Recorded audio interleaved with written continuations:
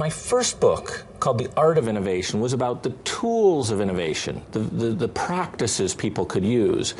But after that book came out, I realized that there was an opportunity to focus more on the individual, to focus more on the roles people play in a project, the pro-innovation roles. And so this is really innovation made personal. It's not just about using the tools of innovation, it's about being the innovator. So the book is about 10 positive pro-innovation roles people can use to make a bigger contribution to their organizations. My favorite of the 10 roles is the anthropologist, because this is this role that I discovered pretty late in my career. When I joined our firm, everybody was an engineer, and we were doing things like dropping things 2 meters onto concrete to see if they would break or not, try to design them so they wouldn't break.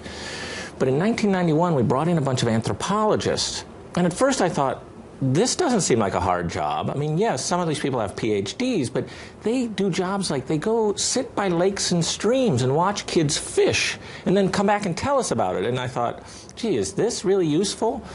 But what I discovered is, sure, we've got those great technical people that can solve a problem, that will at least work on a problem very hard. But you got to know what problem to solve. And so the anthropologists are really good at going out in the field and seeing a customer in trouble, seeing a place where a human is not having a good experience and saying, hey, let's fix that.